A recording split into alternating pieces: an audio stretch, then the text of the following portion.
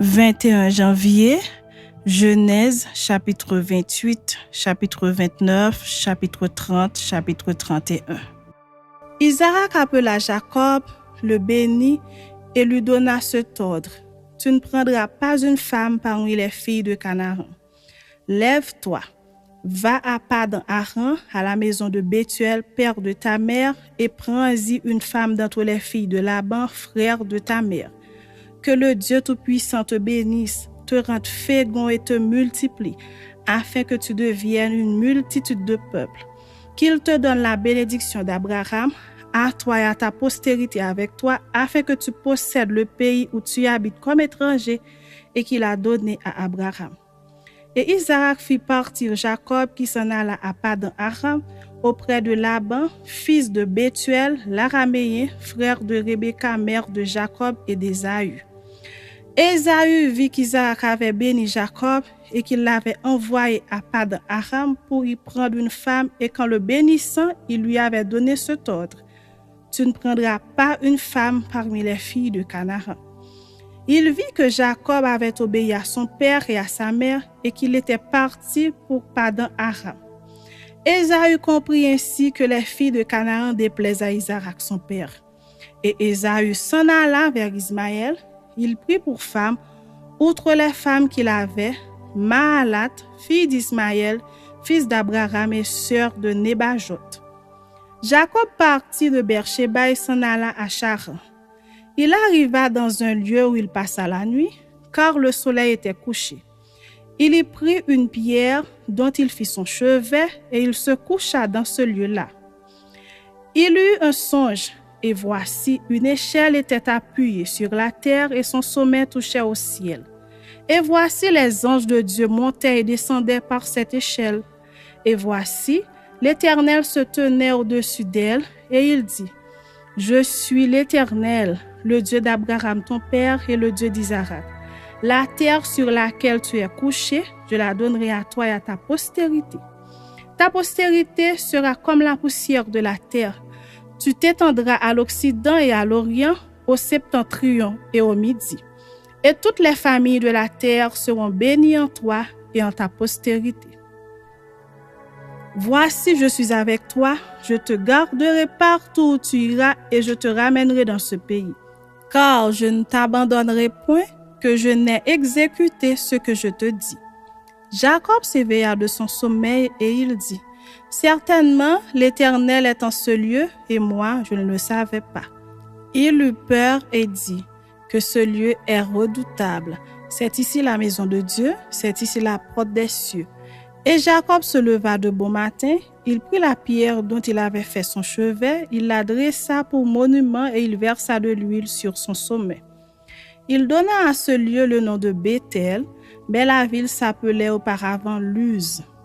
Jacob fit un vœu en disant, « Si Dieu est avec moi et me garde pendant ce voyage que je fais, s'il me donne du pain à manger et des habits pour me vêtir, si je retourne en paix à la maison de mon père, alors l'Éternel sera mon Dieu.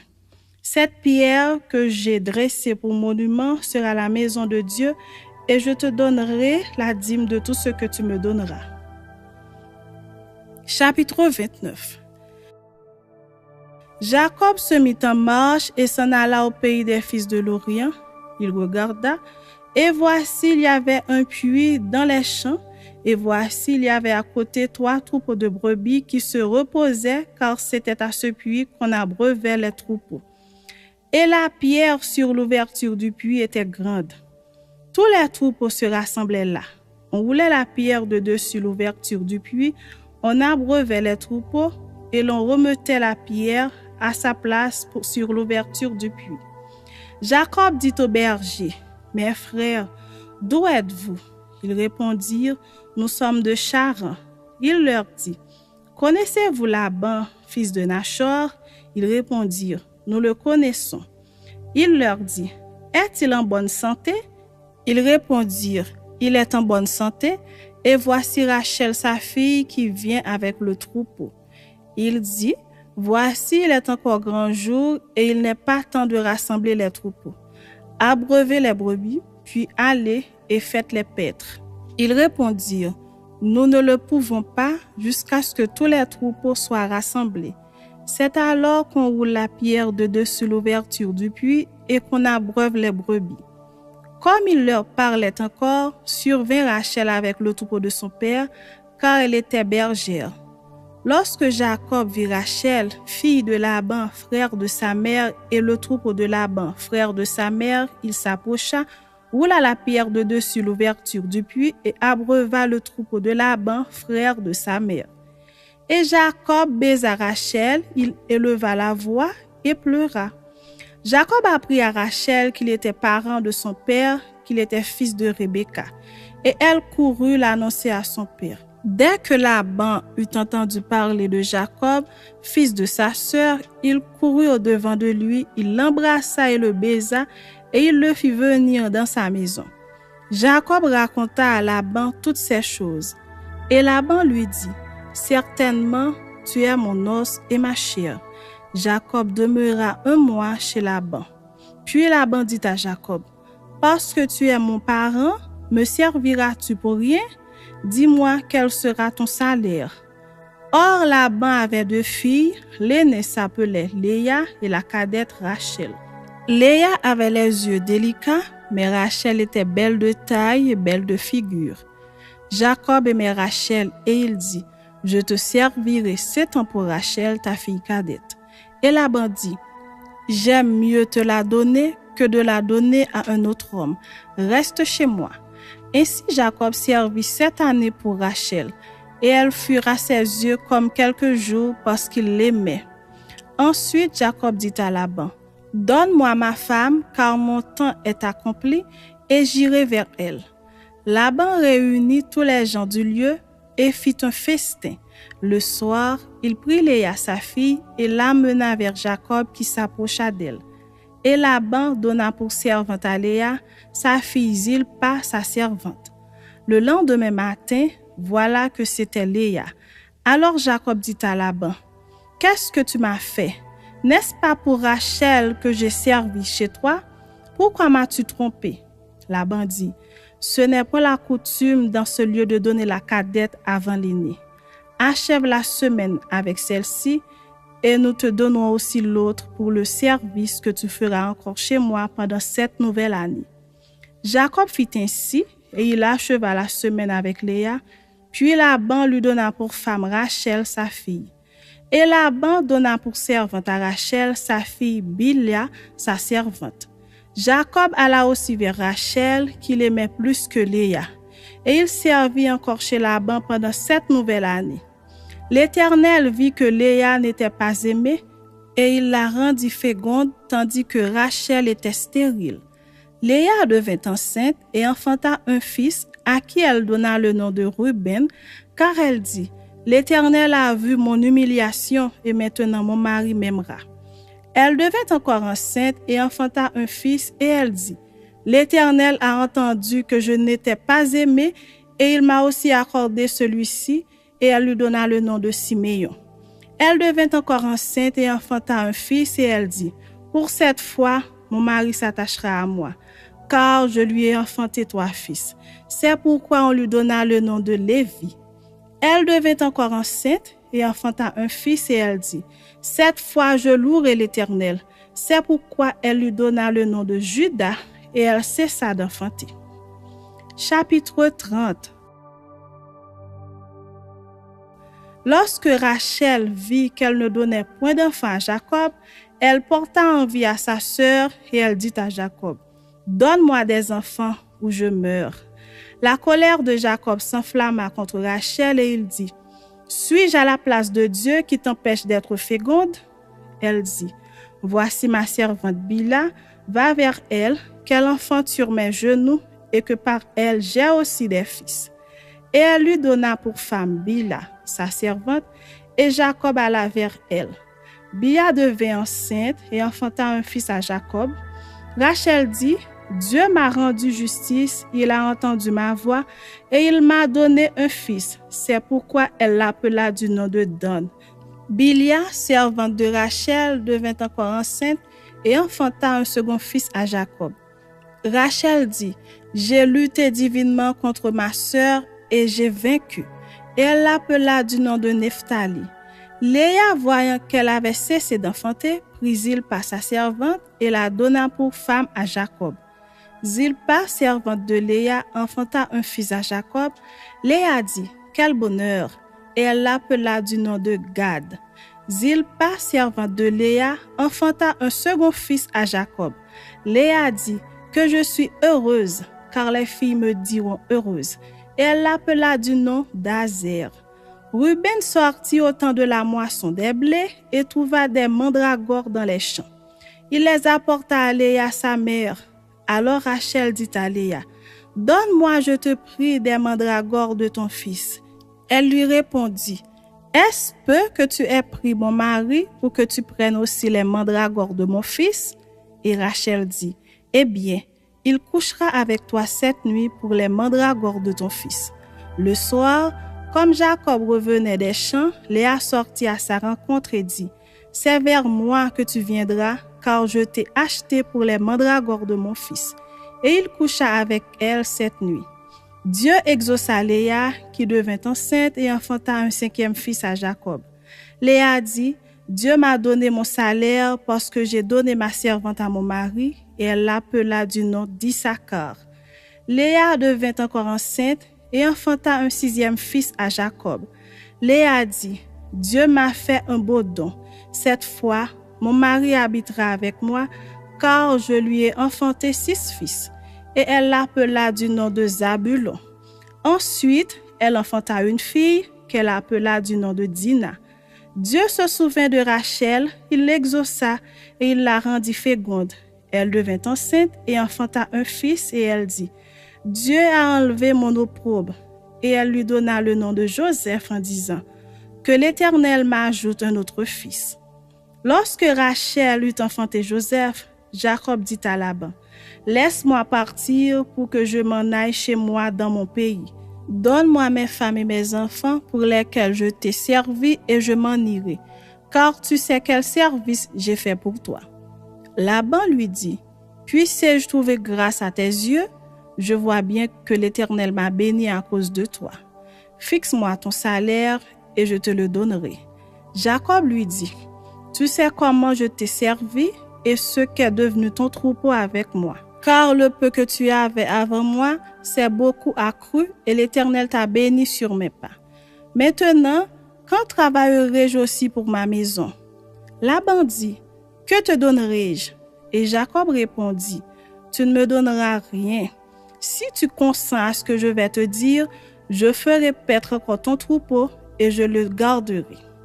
Je parcourrai aujourd'hui tout ton troupeau.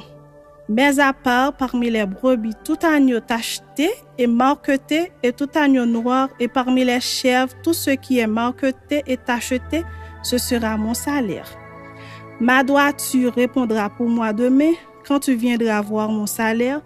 Tout ce qui ne sera pas tacheté et marqueté parmi les chèvres et noir parmi les agneaux, ce sera de ma part un vol. » Laban dit, « Eh bien, qu'il en soit selon ta parole. » Ce même jour, il mit à part les boucs rayés et marquetés, toutes les chèvres tachetées et marquetées, toutes celles où il y avait du blanc et tout ce qui était noir parmi les brebis. Il les remit entre les mains de ses fils. Puis, il mit l'espace de 3 journées de chemin entre lui et Jacob fit paître le reste du troupeau de Laban. Jacob prit des branches vertes de peuplier, d'amandier et de platane. Il y pela des bandes blanches, mettant à nu le blanc qui était sur les branches. Puis, il plaça les branches qu'il avait pelées dans les auges, dans les abreuvoirs, sous les yeux des brebis qui venaient boire, pour qu'elles entrassent en chaleur en venant boire. Les brebis étaient en chaleur près des branches, et elles faisaient des petits rayés, tachetés et marquetés. Jacob séparait les agneaux et il mettait ensemble ceux qui étaient rayés et tout ce qui était noir dans le troupeau de Laban. Il se fit ainsi des troupeaux à part qu'il ne réunit point au troupeau de Laban. Toutes les fois que les brebis vigoureuses étaient en chaleur, Jacob plaçait les branches dans les auges sous les yeux des brebis pour qu'elles entrassent en chaleur près des branches. Quand les brebis étaient chétives, il ne les plaçait point. de sorte que les chétives étaient pour Laban et les vigoureuses pour Jacob. Cet homme devint de plus en plus riche. Il eut du menu bétail en abondance, des servantes et des serviteurs, des chameaux et des ânes.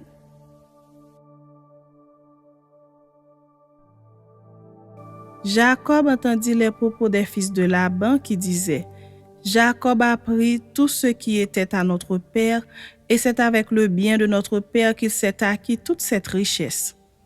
Jacob remarqua aussi le visage de Laban, et voici, il n'était plus envers lui comme auparavant. Alors l'Éternel dit à Jacob: Retourne au pays de tes pères et dans ton lieu de naissance, et je serai avec toi. Jacob fit appeler Rachel et Léa, qui étaient au champ vers son troupeau. Il leur dit: Je vois au visage de votre père qu'il n'est plus envers moi comme auparavant, mais le Dieu de mon père a été avec moi. Vous savez vous-même que j'ai servi votre père de tout mon pouvoir, et votre père s'est joué de moi et a changé 10 fois mon salaire, mais Dieu ne lui a pas permis de me faire du mal. Quand il disait: Les tachetés seront ton salaire, toutes les brebis faisaient des petits tachetés. Et quand il disait: Les rayés seront ton salaire, toutes les brebis faisaient des petits rayés. Dieu a pris à votre père son troupeau et me l'a donné. Au temps où les brebis entraient en chaleur, je levai les yeux et je vis en songe que les boucs qui couvraient les brebis étaient rayés, tachetés et marquetés. Et l'ange de Dieu me dit en songe: Jacob. Je répondis: Me voici. Il dit: Lève les yeux et regarde. Tous les boucs qui couvrent les brebis sont rayés, tachetés et marquetés. Car j'ai vu tout ce que te fait Laban. Je suis le Dieu de Béthel, où tu as oint un monument, où tu m'as fait un vœu. Maintenant lève-toi, sors de ce pays et retourne au pays de ta naissance. Rachel et Léa répondirent et lui dirent: Avons-nous encore une part et un héritage dans la maison de notre père? Ne sommes-nous pas regardés par lui comme des étrangères, puisqu'il nous a vendus et qu'il a mangé notre argent? Toute la richesse que Dieu a ôtée à notre père appartient à nous et à nos enfants. Fais maintenant tout ce que Dieu t'a dit. Jacob se leva et il fit monter ses enfants et ses femmes sur les chameaux. Il emmena tout son troupeau et tous les biens qu'il possédait, le troupeau qui lui appartenait, qu'il avait acquis à Padan-Aram, et il s'en alla vers Isaac son père au pays de Canaan. Tandis que Laban était allé tondre ses brebis, Rachel déroba les téraphins de son père. Et Jacob trompa Laban, l'araméen, en ne l'avertissant pas de sa fuite. Il s'enfuit avec tout ce qui lui appartenait. Il se leva, traversa le fleuve et se dirigea vers la montagne de Galaad. Le 3e jour, on annonça à Laban que Jacob s'était enfui. Il prit avec lui ses frères, le poursuivit 7 journées de marche et l'atteignit à la montagne de Galaad. Mais Dieu apparut la nuit en songe à Laban, l'araméen, et lui dit: Garde-toi de parler à Jacob ni en bien ni en mal. Laban atteignit donc Jacob. Jacob avait dressé sa tente sur la montagne. Laban dressa aussi la sienne avec ses frères sur la montagne de Galaad.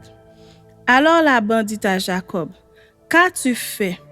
Pourquoi m'as-tu trompé et emmènes-tu mes filles comme des captives par l'épée? Pourquoi as-tu pris la fuite en cachette? M'as-tu trompé et ne m'as-tu point averti? Je t'aurais laissé partir au milieu des réjouissances et des chants, au son du tambourin et de la harpe. Tu ne m'as pas permis d'embrasser mes fils et mes filles. C'est en insensé que tu as agi. Ma main est assez forte pour vous faire du mal, mais le Dieu de votre père m'a dit hier: Garde-toi de parler à Jacob ni en bien ni en mal. Maintenant que tu es parti, parce que tu languissais après la maison de ton père, pourquoi as-tu dérobé mes dieux? Jacob répondit et dit à Laban: J'avais de la crainte à la pensée que tu m'enlèverais peut-être tes filles, mais périsse celui auprès duquel tu trouveras tes dieux. En présence de nos frères, examine ce qui t'appartient chez moi et prends-le. Jacob ne savait pas que Rachel les eût dérobés. Laban entra dans la tente de Jacob, dans la tente de Léa, dans la tente des deux servantes, et il ne trouva rien. Il sortit de la tente de Léa et entra dans la tente de Rachel. Rachel avait pris les téraphins, les avait mis sous le bas du chameau et s'était assise dessus. Laban fouilla toute la tente et ne trouva rien. Elle dit à son père, « Que mon Seigneur ne se fâche point si je ne puis me lever devant toi, car j'ai ce qui est ordinaire aux femmes. » Il chercha et ne trouva point les téraphins. Jacob s'irrita et querella Laban. Il reprit la parole et lui dit, « Quel est mon crime, quel est mon péché que tu me poursuives avec tant d'ardeur? Quand tu as fouillé tous mes effets, qu'as-tu trouvé des effets de ta maison? Produis-le ici devant mes frères et tes frères et qu'ils prononcent entre nous deux. Voilà 20 ans que j'ai passé chez toi. Tes brebis et tes chèvres n'ont point avorté et je n'ai point mangé les béliers de ton troupeau. Je ne t'ai point rapporté de bêtes déchirées, j'en ai payé le dommage. Tu me redemandais ce qu'on me volait de jour et ce qu'on me volait de nuit. La chaleur me dévorait pendant le jour et le froid pendant la nuit, et le sommeil fuyait de mes yeux. Voilà 20 ans que j'ai passé dans ta maison. Je t'ai servi 14 ans pour tes 2 filles et 6 ans pour ton troupeau, et tu as changé 10 fois mon salaire. Si je n'eusse pas eu pour moi le Dieu de mon père, le Dieu d'Abraham, celui que craint Isaac, tu m'aurais maintenant renvoyé à vide. Dieu a vu ma souffrance et le travail de mes mains, et hier il a prononcé son jugement. Laban répondit et dit à Jacob, « Ces filles sont mes filles, ces enfants sont mes enfants, ce troupeau est mon troupeau, et tout ce que tu vois est à moi. Et que puis-je faire aujourd'hui pour mes filles ou pour leurs enfants qu'elles ont mis au monde? Viens, faisons alliance, moi et toi, et que cela serve de témoignage entre moi et toi. » Jacob prit une pierre et il la dressa pour monument. Jacob dit à ses frères, « Ramassez des pierres. » Ils prirent des pierres et firent un monceau, et ils mangèrent là sur le monceau. Laban l'appela Jegar-Sahadutha et Jacob l'appela Galed. Laban dit, « Que ce monceau serve aujourd'hui de témoignage entre moi et toi. » C'est pourquoi on lui a donné le nom de Galed. On l'appelle aussi Mitzpah parce que Laban dit, « Que l'Éternel veille sur toi et sur moi, quand nous serons l'un et l'autre perdus de vue. Si tu maltraites mes filles, et si tu prends encore d'autres femmes, ce n'est pas un homme qui sera avec nous. Prends-y garde, c'est Dieu qui sera témoin entre moi et toi. » Laban dit à Jacob, « Voici ce monceau, et voici ce monument que j'ai élevé entre moi et toi. Que ce monceau soit témoin et que ce monument soit témoin que je n'irai point vers toi au-delà de ce monceau, et que tu ne viendras point vers moi au-delà de ce monceau et de ce monument pour agir méchamment. Que le Dieu d'Abraham et de Nachor, que le Dieu de leur père soit juge entre nous. » Jacob jura par celui que craignait Isaac. Jacob offrit un sacrifice sur la montagne et il invita ses frères à manger. Ils mangèrent donc et passèrent la nuit sur la montagne. Laban se leva de bon matin, baisa ses fils et ses filles et les bénit. Ensuite, il partit pour retourner dans sa demeure.